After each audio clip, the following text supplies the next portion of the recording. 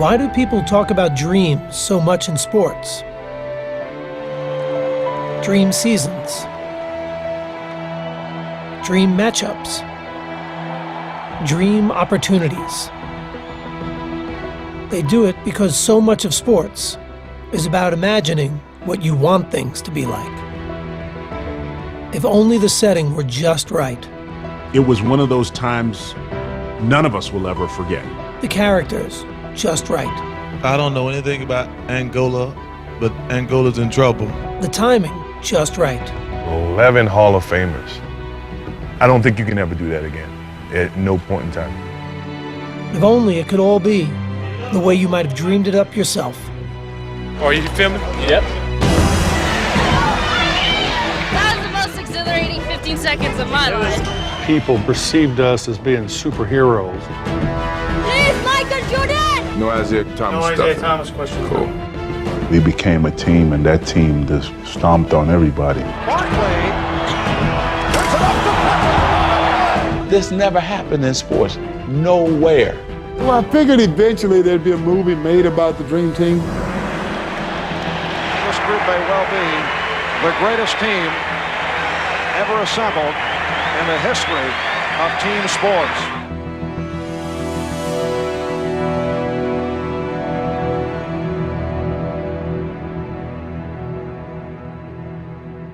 God bless you, and God bless America. 20 years can go by pretty fast, and the world isn't going to stop and wait for you to remember what it used to look like. 1992 was a time of change. New faces in America quickly transforming into cultural icons. None more so than the superstars of the NBA. The Bulls have repeated. Let the party begin. After the legends of the 80s had lifted the league's profile to new heights, a fresh crop of players had blown the lid off.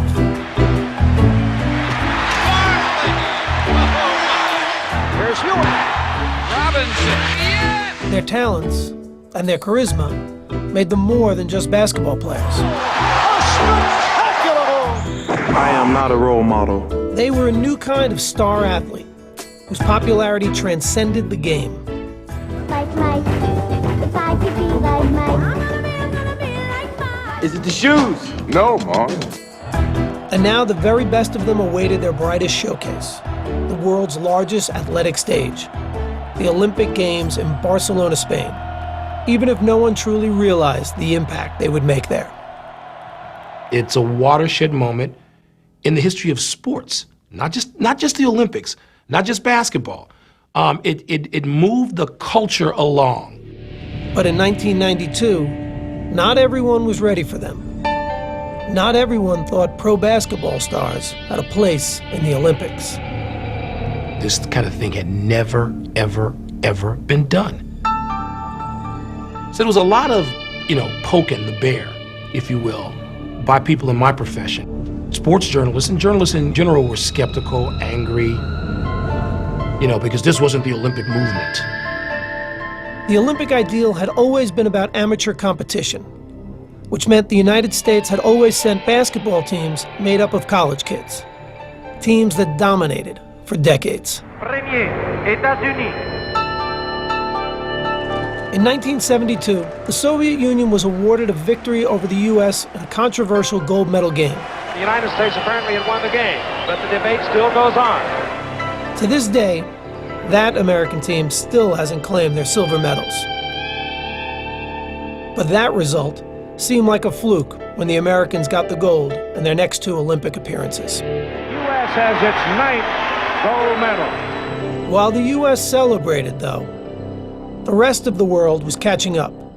So in 1988, when the Soviets won again, there was no talk of any fluke. The United States goes home with a semi-final loss to the bigger, more experienced USSR team.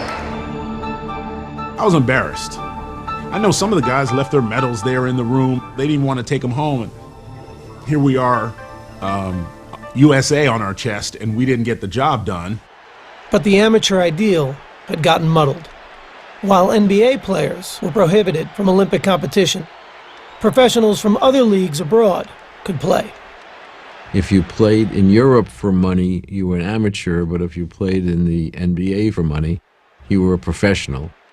And so our players weren't eligible. Those other countries were using pros. Playing against 18, 19-year-old kids, that is really unfair. Changing the hypocrisy, though, was a central goal of a European named Boris Stankovic, the head of FIBA, the World Basketball Federation. He was very much intent on lifting basketball up to the highest possible level of international sports. And if the whole world knew that the very best players in the world were not participating in the Olympics, that made it a second-class event. So in 1989, Stankovic issued a resolution to allow pros from all leagues to compete in the Olympics.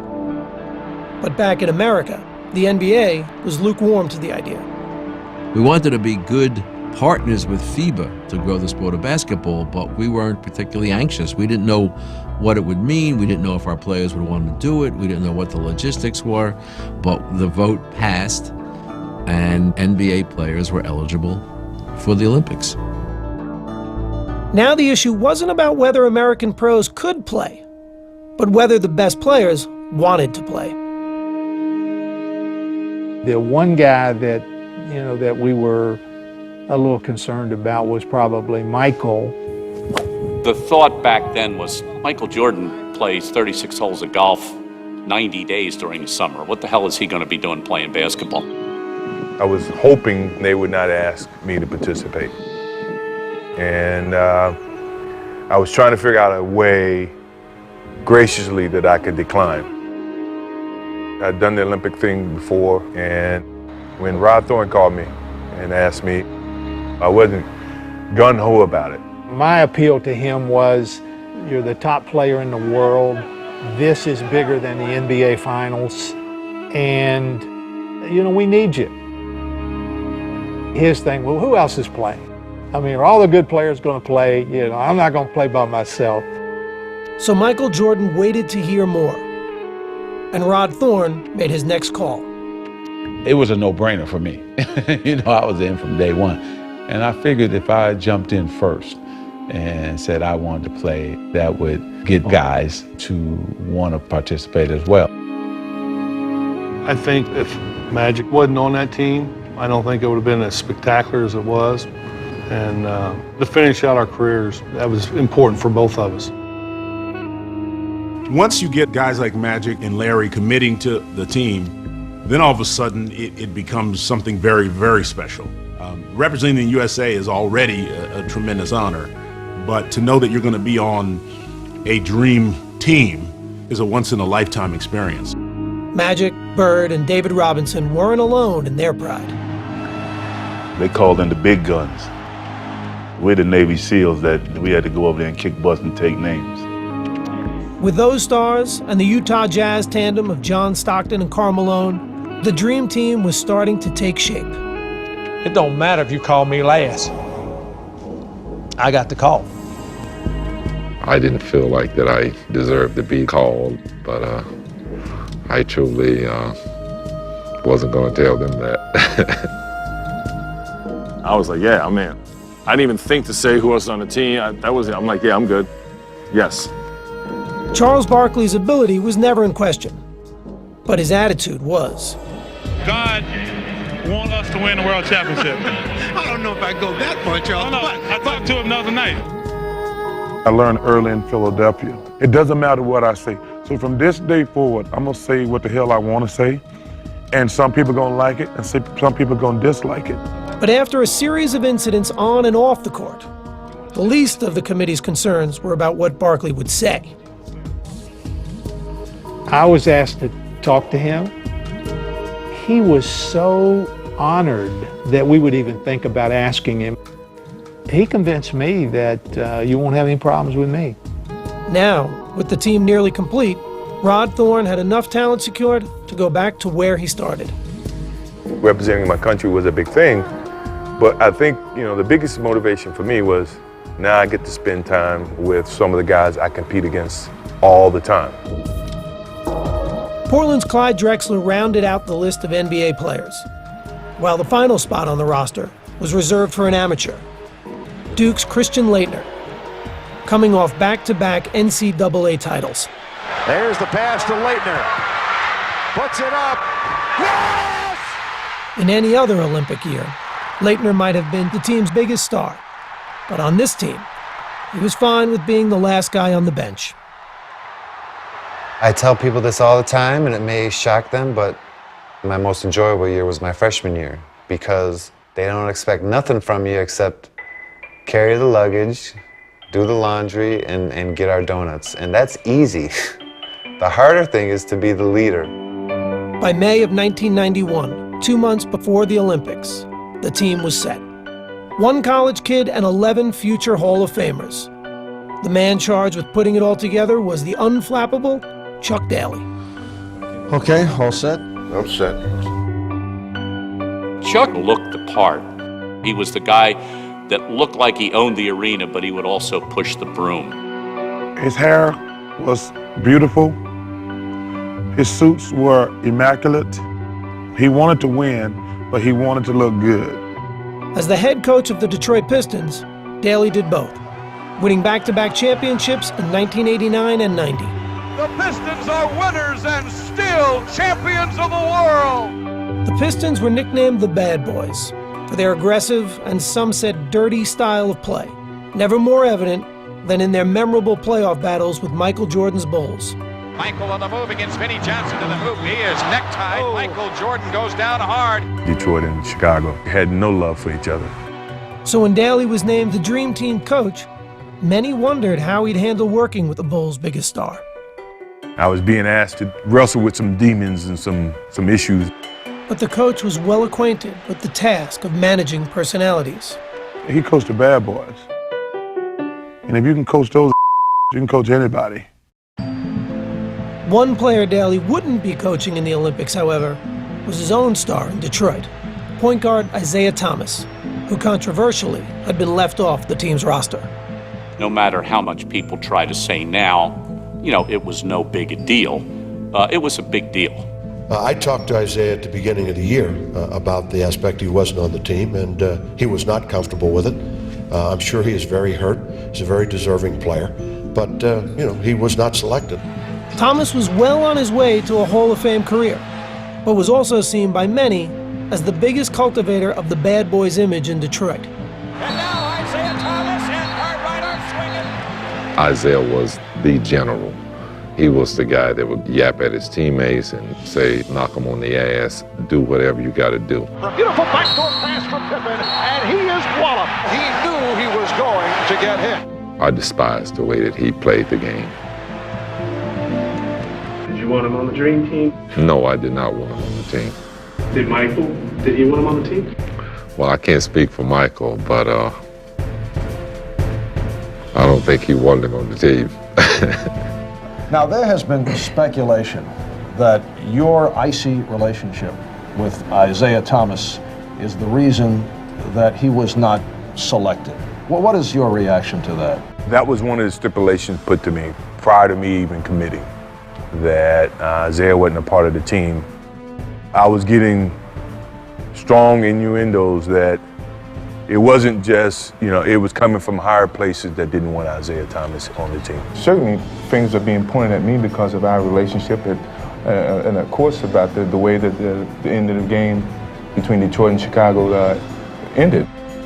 We were picking the group just after the Pistons had been eliminated by the Bulls, and it was very bad timing for Isiah. Everybody had fresh in their mind the picture of Isiah walking off the court. Pistons wasting no time in getting out of here. They left the bench, although there's 7 and 9 seconds remaining. The Pistons just left. When the Pistons walked off the court before the final bell, I think it left a bad taste in a lot of people's mouths. All right, no Isiah Thomas No Isiah stuff. Thomas questions. Cool. Jordan and the team were done answering questions about Isiah. But with training camp approaching, a bigger question would need to be answered. Hello, how you doing? How would the 12 stars that were selected play together? Welcome. Training camp began on June 22, 1992, in La Jolla, California. And when the gym doors opened, no one was quite sure what to expect, especially the players themselves. There's a lot of egos in one gym and on one team. Everybody wanted their form to shine and showcase why they were a part of this team. With all these stars on the team, if it comes down to the last shot, who's gonna take the shot? Me. Everybody in the world has an ego. The only difference between us, we have a reason to have an ego. Every one of us felt like we was everybody. And when practice started that first day, every player seemed to be trying to prove just how great they were. It was a very competitive practice, and I'm thinking, aren't we all on the same team? Patrick go, I don't want to play with David, I want to play against him. Then you hear Michael say, I don't want to be on Magic's team, I want to play against him. Every evaluation of Michael Jordan at that time was, he's good, but he's never Magic Johnson. In my competitive nature, I wanted to use every little bit that I could gather so that I can gain an advantage. Karl Malone, he's the only guy I would even compare to myself at the power forward position. So I want to prove that I was the best power forward in the world. Charles. Yeah, he's a great talent. Do I think he's better than me? Hell no. So let's do this. By the time this over with, you're gonna be thinking I'm damn good too. The first practice, Barkley drives baseline and Karl Malone jumps up like this. Barkley just dunked on him so hard. It was just an unbelievable play. I felt like, man, I cannot believe that I'm part of this practice. A few days later, the team had a chance to acclimate themselves to playing on the same side. Chuck Daly had scheduled a scrimmage against a select group of college players, a group thrilled to be facing off against their idols. I found out today I might be picking up Magic a little bit full court, so things are just happening for me that really makes me happy. My whole thought process was don't embarrass yourself, and that was like the theme for me, like just hang in there. A lot of those people that I've looked up to, Barkley, Malone, a lot of those people talk confidence, and I think it's going to be a good matchup. There's no advantage on either side. For the college players, it was a chance to see how they'd match up against the world's best.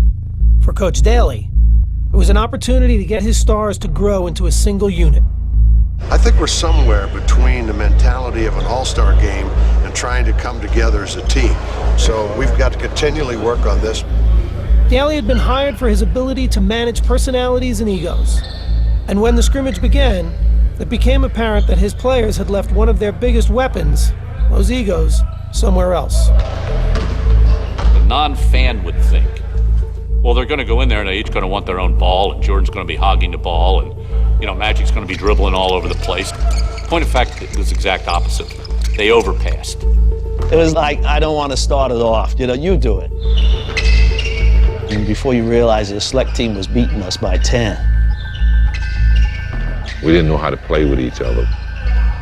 We didn't want to step on anybody's toes or hurt any egos.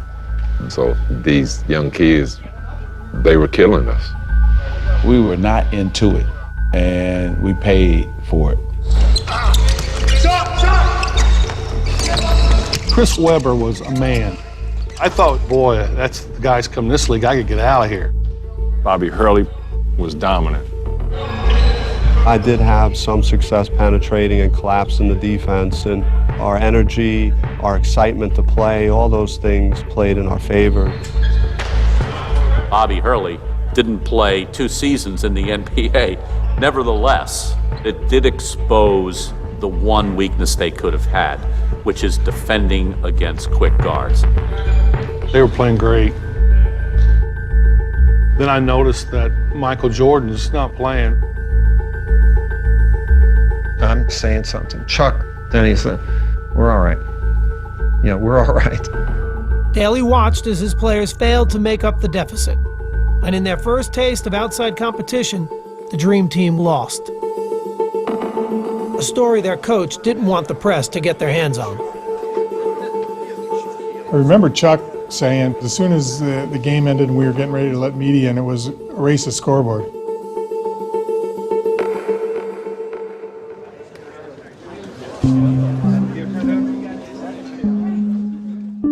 Media comes in, scores, if not hundreds.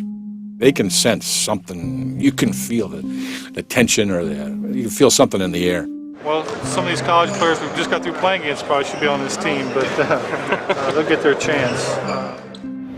The teams posed for a picture together, both not sure what to make of what had just happened. But the man in charge may have had the answer. He threw the game. You know, Chuck threw the game. If you look how much Jordan played and how he subbed guys in, not picking up, not making any adjustments, he knew what he was doing. It was legit. It felt tremendous. You know, what we were doing that day, you know, they couldn't stop it. There are kids who believe in Santa Claus too, and the Easter Bunny, and now that they've grown up, I hate to burst their bubble, but it was a game thrown. Not many people would have done it, and he did it.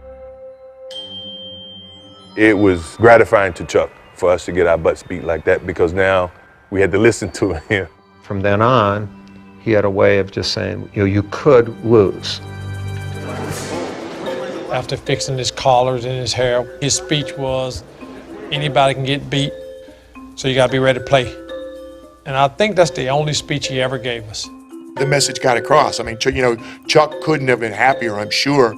It was brilliant on Chuck's part to be able to orchestrate that and play along like he didn't. Why didn't he tell you guys? We probably would have screwed it up.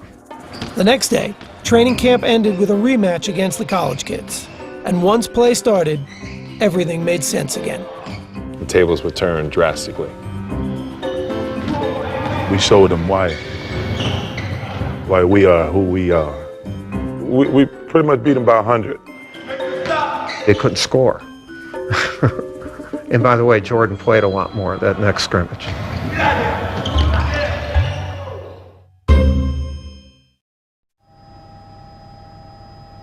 Before the Dream Team could play in the 1992 Olympics, they had to qualify. The place to do that was Portland, Oregon, and the Tournament of the Americas. It would be the public's first chance to see the NBA stars together in a game, especially Jordan, Bird, and Magic. Daly had asked all three to be team captains, but Jordan had turned him down. I knew how much it meant to both of those guys because they never had the opportunity to play on the Olympics. So I said, you know what, Chuck, don't worry about me. You know, let these old dogs do it. Magic and Bird weren't just the team's oldest players. They were also the most revered. They had entered the league together in 1979, embarking on a rivalry that had redefined the NBA. And along the way, their personal admiration for one another had grown. Magic's just a great basketball player. He's the best I've ever seen, you know. Unbelievable. I don't know what to say. In 1992, they'd be getting the chance to share the ball. But the opportunity would be coming at the end of their careers. Bird had given his soul to the game. But after so many years, his body was betraying him. Had back problems.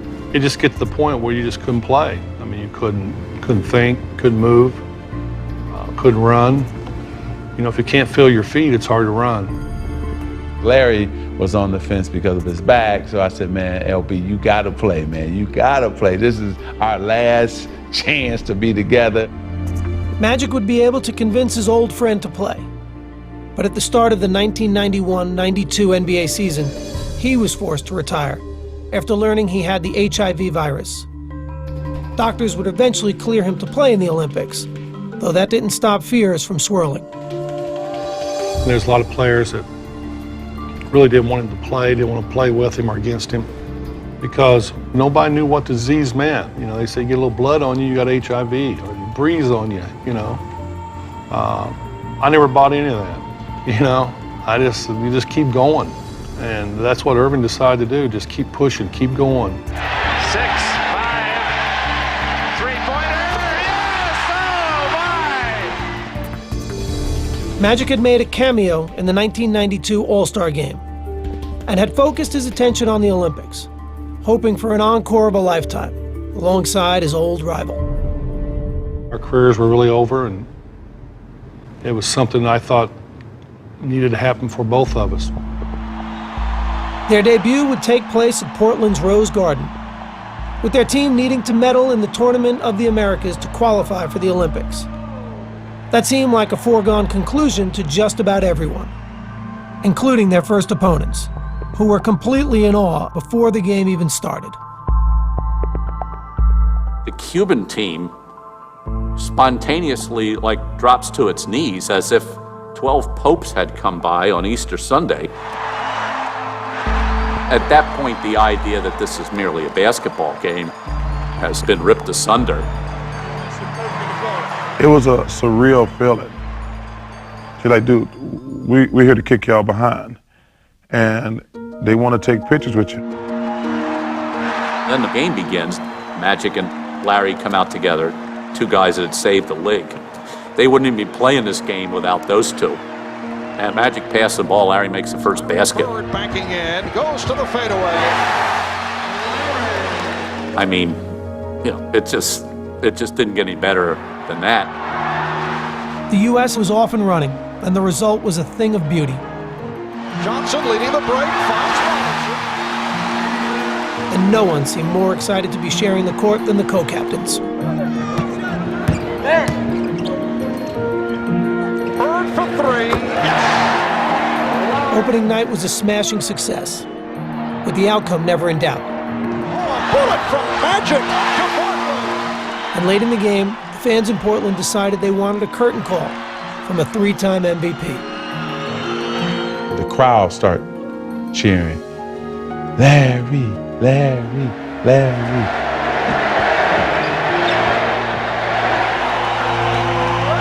Crowd reacts to the entrance of Larry Bird, a standing ovation. And as he'd done so many other times in his career, Larry Bird rose to the occasion. Jordan with the behind-the-back save. Here's Bird. Yes. You just knew that Larry Bird was not going to miss that shot. It was a virtually flawless performance. The final margin of victory was 77 points. And Magic and Bird had led the way. For Magic in particular, after a year out of the game, the victory had a special kind of meaning. Living with HIV, never even thinking that I would ever have a chance to play basketball again, and then basketball for the United States. It was therapy for me, and I needed that in the worst way. And then there was the matter of making sure Michael Jordan knew he was back as well. Yeah, you hear what the captain said? The captain say, sit down, or this boat is going to sink. That's right, have a seat, because you're going to fall, and then that's going to happen. That's the seniority right there. I know it. With Magic and Michael, there was that little extra something there, and something kind of to prove to each other. I took it upon myself to always shoot with Michael. Okay, MJ, free throws today. Who's the first one to 50? Or we had little games, who was the better shooter? You know what you got to do. Know what you got to do. Here we go.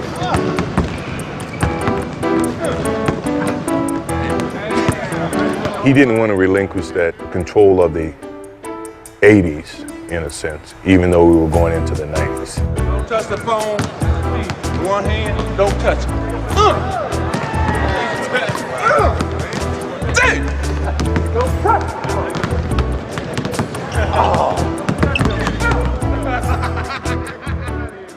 He just come off missing a whole year.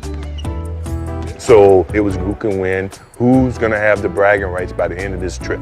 You can't get too close to Michael, it's a foul. You haven't committed a foul in almost a year and a half, man. How can you talk?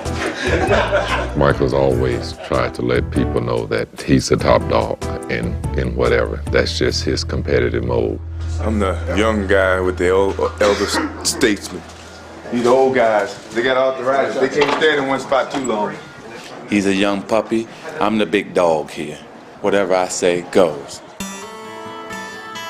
While the winner of Magic and Michael's "Can You Top This" challenge remained in doubt, when it came to facing the competition in the Tournament of the Americas, the team stood united. When we took the court in Portland, which, we're on home ground, we wanted to showcase to the fans who would be representing them. The lead is 30. Steele. Jordan. I'm going to send a message around the world today that y'all can give it up. You foreigners can give it up. Mullen with the steal. Stockton has Mullen. Goes the other way. Stockton set him up perfectly. The Americans won their 6 games at the tournament by an average of 50 points. All right, Larry, your impressions of tonight's game? The gold medal was no surprise.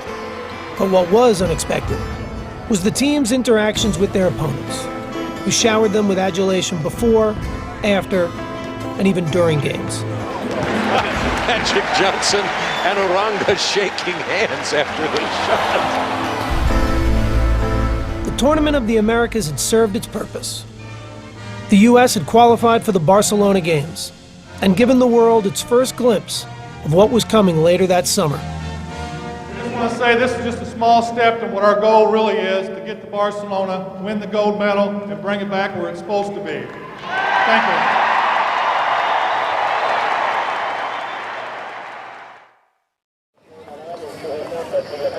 On July 18th, 1992, with the Barcelona Olympics a week away, the U.S. men's basketball team headed overseas. Straight back into the left, private room, follow Urban. They would hold several days of practice in Monte Carlo and play one more tune-up before heading to the Olympics. The luxurious setting on the Mediterranean Sea was fitting for what already may have been the world's most famous team. Monte Carlo is one of those glamorous cities, and here we were with the most glamorous team ever. So it's kind of a rock star-ish kind of a thing. The players were relaxed and confident, and willing to admit there was more to the trip than just basketball. I don't worry about playing basketball. That comes natural. I just want to have fun. David Robinson, Patrick Ewing, Michael Jordan. This is like spring break in the ghetto. The opulent resort town was a playground waiting to be explored. And the players weren't shy about enjoying themselves. Are y'all filming me? Now look. The scene in Monte Carlo was great. It was just breathtaking. I was down on the beach just kind of trying to enjoy some of the scenery. Look at this. It's paradise. I think every team in the NBA should train here, actually. They need to get a team here. Every day we got back to practice, we made a beeline to the swimming pool because all those girls were laying out topless. I'm going to be in that pool so much the next 2 days. I don't think I'm on the swimming team in Barcelona. We're all out there with our significant others and all these women walking around topless coming, can I have an autograph? So I signed it and Michael pops me and tells me, see, usually you tell everybody no, but because this lady coming over topless, you're going to sign her autograph. My wife looking at me like. The best part about it was Patrick Ewing buying the beer at the pool. You know, $7 beer, I never heard of that. Of course, Patrick didn't drink, he didn't know how much beer was. One thing you don't want to do is drink beer with Larry Bird. And Larry Bird drinks Budweiser, which Budweiser is the strongest beer in the world. And my head hurt for like 2 days. They were used to being opponents, but Monte Carlo was proving to be the perfect place to find common ground. I got the coach, that means we get to go first. Michael Jordan enjoys his golf, as did Chuck Daly. I got the coach with me, man. I got carte blanche, you know what I mean? Michael and Chuck played almost every single day, if not every day. Come off the hill. That may be green, Chuck.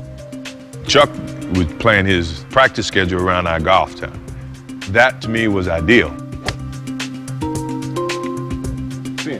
Play a little bit of basketball, play a little golf, and you're in Monte Carlo. Yeah, it sounds like a basketball. The relationship that a head coach has with his main guy is incredibly important.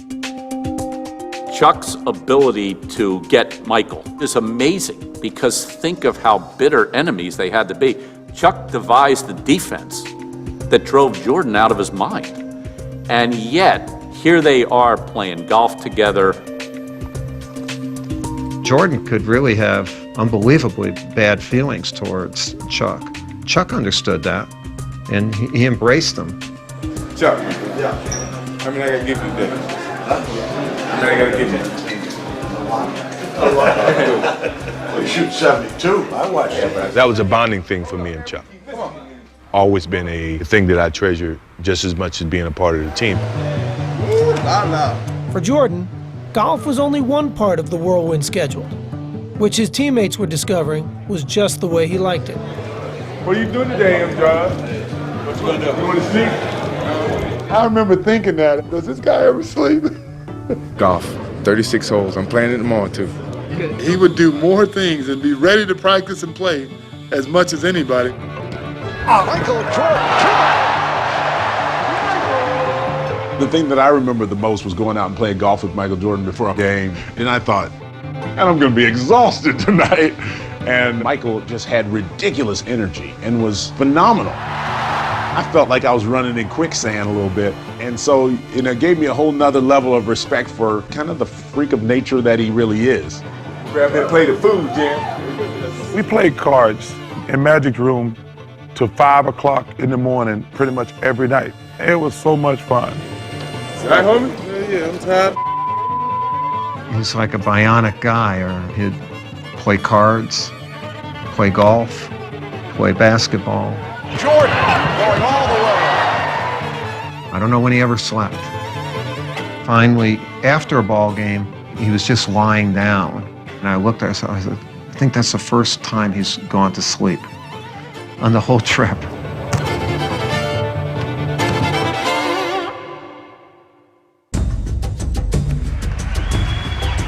After a few days in Monte Carlo, the players returned to the court for an exhibition against the French national team.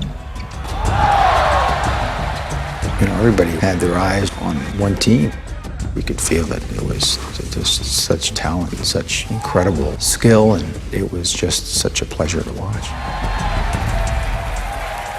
The Americans won the game easily, even if their performance was far short of seamless.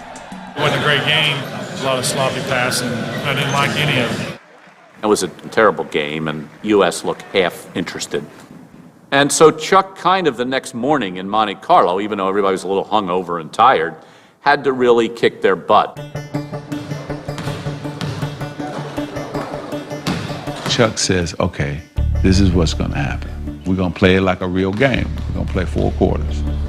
We had me, Scotty, Mullins, Bird, and Patrick, and Magic had his 5. We weren't going to change that team at no point in time. You got your 5, I got my 5. We gave them the college guy. You can have Christian Laettner. We don't want him. You can have him. He's just over there waiting to tag in. But it was about pride, and the college kid couldn't help either one of the teams. Michael Jordan called Clyde out and went at him. Tell him, this is what I'm gonna do to you. Fall away jumper, good. What did I tell you? So I said, no, Clyde, you better get him back. You better get him back. Charles Barkley said, I want to take Karl Malone now. So Charles gets it, fall away jumper, good. I said, oh, Karl, you gotta get him back. You better go down there and get him back. Karl went right at him, jump shot. You ain't nothing, Barkley. So then I came down.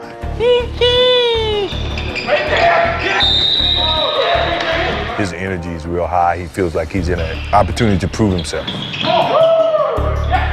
Showcase that, hey, look, I'm still Magic Johnson. I still dominate this game. That's all right. That's all right. We go from here. Magic was saying, you ain't the guy, and we got other players in this gym. Oh, they don't cheat. Don't be cheating on me. Doesn't take much to get Michael going. Just a little something to tweak him, and it's on. He never liked to lose. Mike always got that look. When you see that look, then you know just get in the damn ball and get out the way. As much as it was 5-on-5, we could see in Monte Carlo that it was gravitating towards, okay, Michael and Magic. Magic was hesitant to surrender his place on the mountaintop. And Michael, being Michael, he needed to say, no, I'm on the top of the mountain now. Magic was saying, look, NBA's not yours yet. I'm still here. Michael's like, no, it's over. This is mine. And the funny thing was Larry was sitting on the side going, it's his. Chuck realized the competition aspect was getting a little bit too high. Killing everybody on our squad. He wanted to end practice, but Magic didn't want to end because he wanted to keep playing because we just kicked his ass. How you like that ass kicking we gave you? Oh, no. Come on now. Well, y'all got the first quarter of practice now. By the time practice was over, even Magic had to acknowledge basketball's landscape had been changed forever. Good job, Steve. Larry and I were talking, and Michael walks in, and he says, "There's a new sheriff in town." And we both hit each other like, well, he's not lying. Monte Carlo was kind of a turning point. Walls started to come down from, when you're playing against each other, you have these rivalries. These are my teammates now. They're guys that, that I'm looking towards for support. It seemed like we became more friends than anything else. The players were off to Barcelona, headed to the Olympics, unmistakably as a team.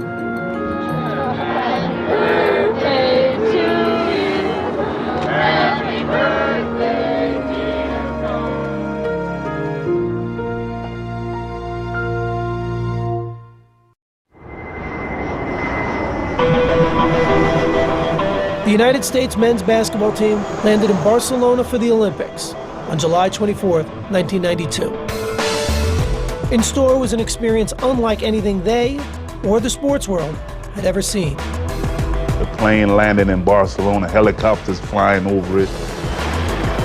We're thinking, wow, what is all the commotion? What happened? And then we figured out they were there for us. That was the first time that we realized how popular and how enormous this thing was.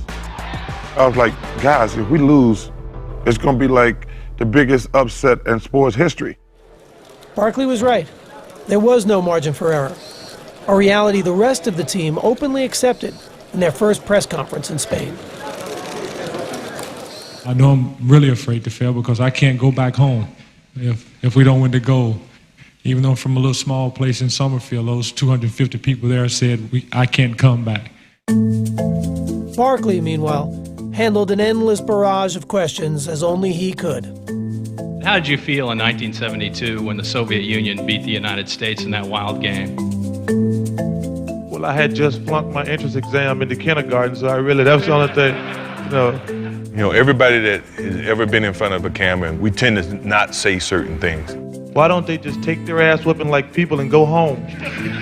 Barkley says things that we would think about and never say. We're gonna have a little revenge in our hearts for 72 and 88.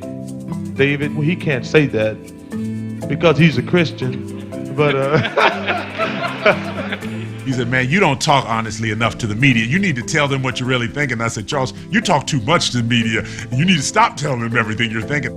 And when Charles was asked about the team's first opponent, his prediction was as honest as ever.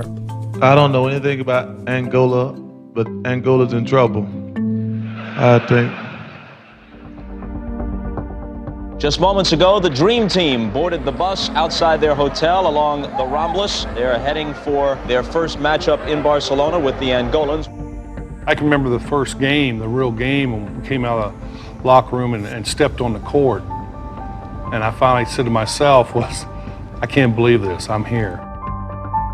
At that point, we were in serious Olympic mode. This actually may be the biggest mismatch of the entire Olympics. Barkley off a beautiful feed from Mullen, and he drew the foul. Magic right. The U.S. with a 46-1 run. 46-1. It was just a tremendous atmosphere because there was an appreciation for how great the U.S. players were. After the first half, Barkley's pregame prediction appeared dead on. But in the second, Charles found some trouble. I had players in Angola who play against Charles Barkley. They told us there's no a kid, a fat boy, is many aggressive in the paint. Rebound Barkley. Rebound Barkley. And he's fouled and shoves David Dion.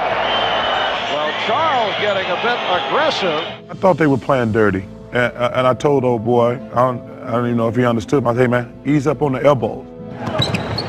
Barkley from Pippen. I let it go twice. You can see the frustration with Barkley. And the next time, I just cracked it. Barkley from Pippen. And a technical foul has been called on Barkley. To his dying day, Charles claims the guy elbowed him 3 times. I said, Charles, you're full of crap. No, it's not true. I didn't elbow Barkley before the incident. People always say, turn the other cheek. If you turn the other cheek, I'm gonna hit you another cheek too. I thought, what are you doing, Charles? The guy is half your size, but Charles was an equal opportunity abuser. Erlander Codimbra did not think it was a friendly elbow. That's the same guy that just asked you for an autograph, Charles. I mean, you think he's not intimidated? I think he's act like a bullying, but maybe it's from his personality. The United States has defeated Angola by the score of 116 to 48. The game may have ended in a rout, but afterwards, the result was overshadowed by the controversy. Well stood the elbow. Well, he hit me, I hit him. That's the way it is. Charles made you look like the ugly Americans, which we were trying not to do. We said to Charles, look, man, you're a reflection of all of us. So if you do it, they're not going to write the article that Charles Barkley did. They're going to say the Dream Team.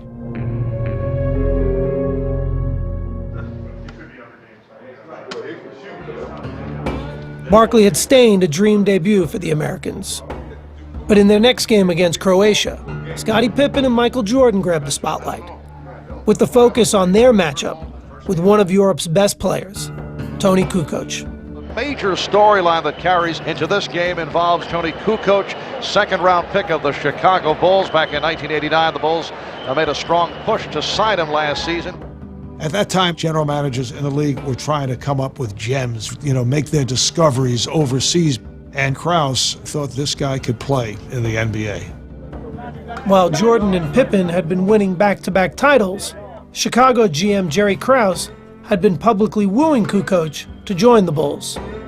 Krause was recruiting this guy and talking how great he was. That's like a father who has all his kids and now he sees another kid that he loves more than he loves his own.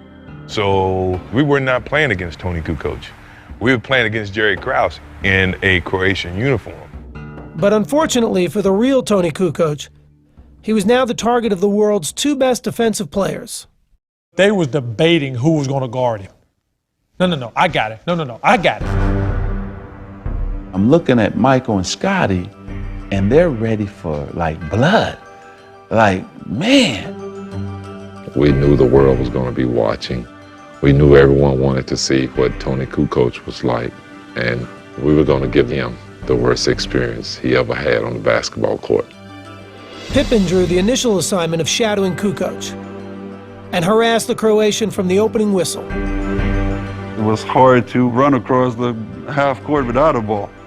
And with the ball, it was just, here, somebody else get it. Toni definitely wasn't getting a shot up, and he wasn't going to score. Kukoc is nothing for 4, and he's contributed nothing. We wanted to go guard him on the bench. Kukoc is called for the offensive foul, and the pressure continues. And after Pippen wore Kukoc down, it was Jordan's turn. Kukoc, stolen by Jordan. He reads it better than anyone. Slam dunk. Them dudes were all over him. Jordan rejecting Kukoc. Here's a 3-on-2. Pippen. I had questions from my teammates. during the game, like, what is going on? Do you not see that they're really trying to get you off the court? And we're like, so what? I guess that's how NBA game is played. Pippen, Jordan, and the Americans cruised to another victory. This one by 38 points. But the domination had its detractors. This team of All-Stars is almost too good. Is it a positive or a negative? The question was now being asked, was the Dream Team too great for its own good? This team of All-Stars is almost too good. Some think that we should go back to the collegians. It's been too easy. I think then we ought to ban the African runners from the 10,000 meters because they make it look so easy as well. This is about our best, and this is wonderful for the sport of basketball. Irvin, there's been some comments that the Dream Team is getting all the attention and there seems to be some resentment about it. Have you heard about it, and do you have any feelings about it? Basically, we haven't heard about it. We're just here to do our job. The media may have been looking for signs of a backlash, but in Barcelona and in the world beyond, the embrace of the Dream Team was universal. You're gonna stand out and root against Picasso? I mean, seriously. They rooted for genius at work. I kept thinking that the attention would dissipate. They're going to play the first game. They're going to win by 60. People are going to go back and watch Trek. Jordan in transition with the slam to give Team USA a 60-point lead. It didn't. It kept building and building and building. The U.S. with another trouncing 127-83, 127 points. Workers were trying to get autographs. The security people were trying to get autographs. All the athletes were standing on side like a parade. What a ball fake by Scottie Pippen. It is a 58-point lead. People perceived us as being superheroes. This was a blowout on the U.S. men's Olympic team. The guy on the bench is taking pictures, and I said, wow, we are having an effect over here. Wrap around pass to Drexel. Another easy victory in this, their 5th game of the Olympics. It was as if the President of the United States was in the midst of a caravan that was going through the streets. It was like the Beatles, where there's thousands and thousands of people waiting all the time. That was the most exhilarating 15 seconds of my life. We're like, wow, this is amazing. No one member of the Dream Team reveled in the Olympic experience more than Charles Barkley. After throwing the controversial elbow against Angola, Barkley had emerged as the team's most visible player. Everybody always had the same question. How much of an ass is Charles Barkley? Hey, Jack, when am I going to be on the cover of Sports Illustrated for this stuff? I should be on the Dream Team cover. And then every time you'd go spend time with him, you'd just realize that he was the most enjoyable act, not only in all of sports, but possibly in all of pop culture. Sometimes I dream that he is me. I just want to be like Mike. Right away, I told my editors, I said, well, the number one angle here is what is Charles doing? And if you wanted the answer to that question, all you had to do was follow the crowds. They're like, we don't want you guys out and about because we don't know how safe it is. And I'm like, dude, I'm at the Olympics. I'm not going to stay in my room the whole time. So Barkley strolled Los Ramblas, a man of the people if ever there was one. Man, I walked up and down the Ramblas every night, and the people were fantastic. They all wanted autographs and wanted to take pictures. We could be inside the hotel. Soon we heard the big roar. We said, there go Charles. So Charles would be walking, and then thousands would be following him everywhere he went, He was the Pied Piper. Charles would go over to the village and find the Angolan players and hang out along the Ramblas at night. He was the most memorable person of the 1992 Olympics. I just saw this touch he had. I don't think anybody else in the world could have done it beside Charles Barkley. At the end of the day, he was America's best ambassador. Barkley was celebrated for experiencing the Olympics on his own terms. More quietly, one of his teammates found a way to do the same. We had the motorcycle escorts and we bust through traffic like Dick Tracy. But this one day we got stuck in traffic and we're just sitting there and sitting there and sitting there. Finally I said, that's it. Let's go. Anybody wants to go with me? I'm heading. He'd get off the bus and his family met him. He started walking right through the middle of everybody and nobody noticed him. I'm still on the bus, seeing him walk down the street, and I'm saying to myself, I would give anything to do what he just did. See, guys, this is called the Ramblas. See all the footprints? All right. So Las Ramblas, it's like Times Square or something. There's just so many people walking. I'm 6'1", I'm about the average size of everybody else on that little walk. So I'm walking with my family and I have the camera and nobody's noticing. You think it's the sunglasses that's fooling them? Must be. Hi, you're from America? Yeah. Whereabouts? Whereabouts? Massachusetts. Massachusetts. You been watching the Dream Team at all? Yeah, what do you expect? They're pretty good, aren't they? Yeah. No attention whatsoever. Finally, we ran across this lady who had the Dream Team and all the pictures on her T-shirt. Hi. Hi. Are you an American? But of course. You look wonderful. Why, thank you. She started speaking real excitedly about each of the players. And I said, have you had a chance to meet anyone? But of course. We met Charles Barkley the other night. Did ya? He's a hell of a player. See, you got all the players right there on your shirt. Is Charles the only one you've ever seen? The only ones I've ever met. Hey, guys, do you know any of those guys on there?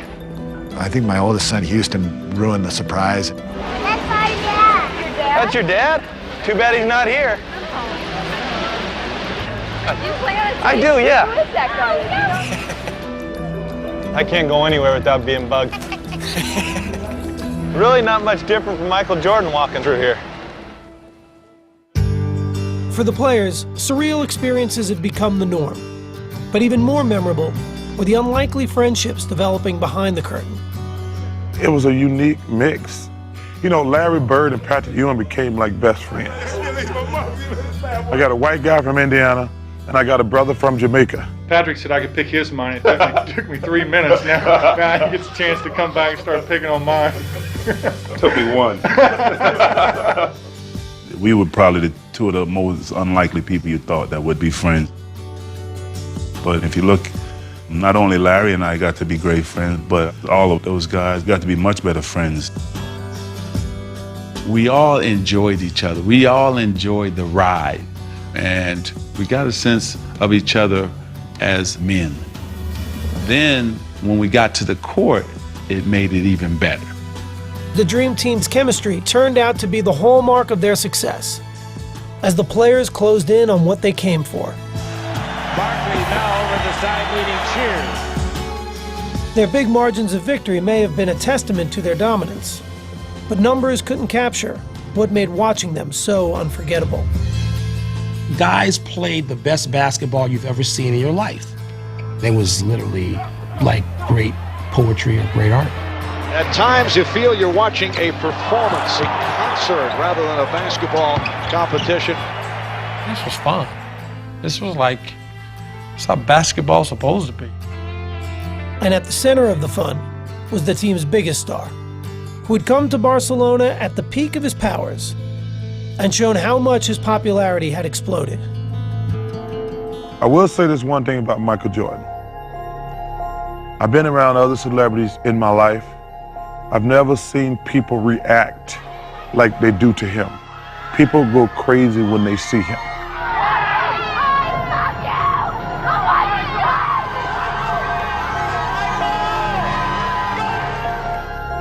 In every corner of the world, there was someone who just wanted to see him. Please, Michael Jordan! No one had the sort of pull, the gravity that Michael Jordan had. Jordan had initially come to Barcelona reluctantly, but an early morning trip just before the gold medal game revealed how meaningful his Olympic experience had become. What time in the morning is it right now? 6:30, 6:45, something like that. And I'm drinking coffee, so it's gotta be early. Can we go now? Where you from? Albuquerque. Albuquerque, New Mexico. Big fan of yours. Everyone's a big fan of yours. Your name? George Hirsch. George, how you doing? I'm doing Michael great. George, nice to meet you. Last night I hit my wall, man. Did you? I couldn't make a basket. What are you doing up so early? I do remember getting up early to walk into the stadium. That is the thing that I remember the most about the Olympics. Olympic Stadium. Imagine all the athletes that's been here before us. It's amazing. What about Edwin Moses? He won 122 consecutive races. I think everybody's got something to cherish. I think this is something that my kids are gonna love one day.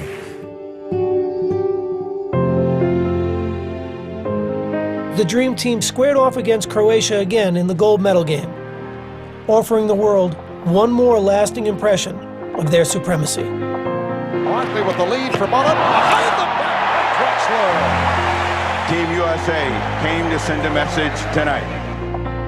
We wanted to win and we wanted to dominate, but how we did it, sharing the ball, including everybody. We did it as a true team. The U.S. has defeated Croatia 117-85, and they have won the gold here in Barcelona.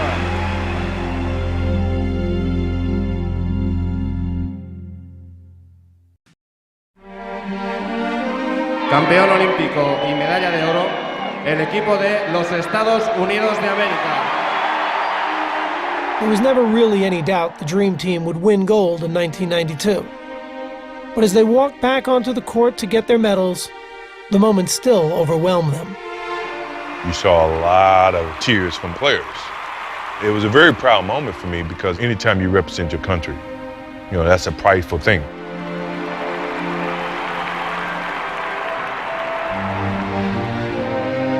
Man, sent chills down my spine. It was a reward that I had never felt like that I would ever achieve.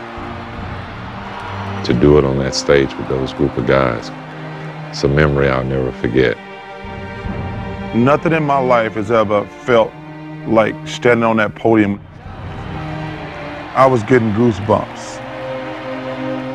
Every single time I heard the national anthem after that had a different significance to me. I knew what it really meant, you know. As a young kid growing up, I used to watch Olympics on TV with my father, and all he talked about was the Star-Spangled Banner and the gold medal. It made him feel proud to be American. Being up on that podium that night and receiving it, my father, he'd been pretty proud. All those emotions just overcame me. I got to be one of the guys one more time for my country. I said, man, I'll never forget this moment. You know, if this is the end, this is how I wanted to go out. This group may well be the greatest team ever assembled in the history of team sports. But when the medal ceremony was over, another realization began to settle in. When I walked off, I remember thinking that whole dream has come to an end. The next season, every Olympian except Magic Johnson and Larry Bird would return to the NBA. Michael Jordan and Scottie Pippen would win their third title against Charles Barkley and the Phoenix Suns. On the way to 6 championships overall, the last 3 with Tony Kukoc. Eventually, other members of the team would also win titles. But each NBA player on the Dream Team would reach the Hall of Fame. Still, it's what they did together that summer that had the biggest impact on the game. An impact that continues to grow today. It really lifted basketball, and it gave birth to international stars who had nothing to do with those games in '92, but who took so much from it. We made the game a worldwide game. You know, I talked to Tony Parker. I talked to Ginobili. I talked to Dirk Nowitzki. Those guys say their first love of basketball started with the Dream Team. And I'm really proud of that.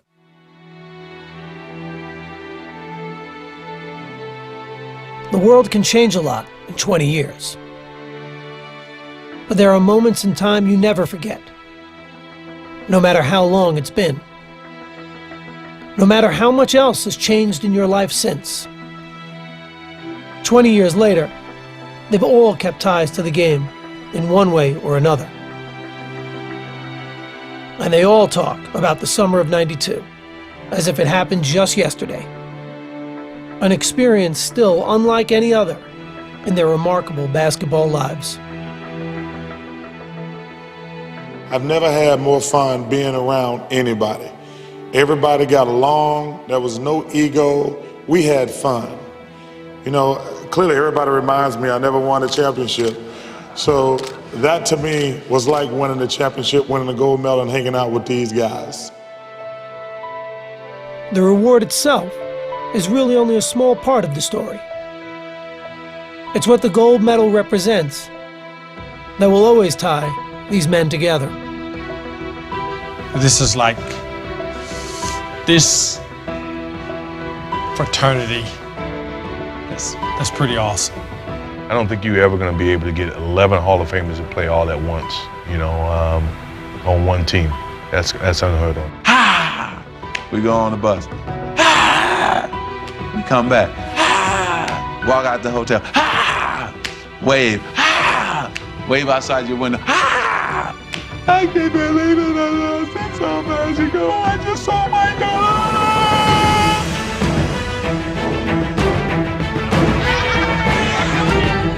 It changed sport as we know it.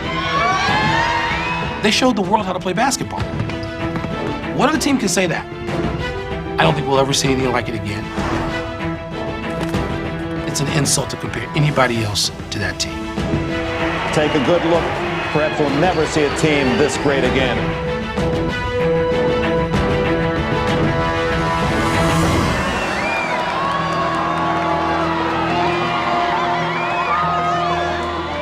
No team will ever have that happen, hasn't had that happen, and that's the dream team.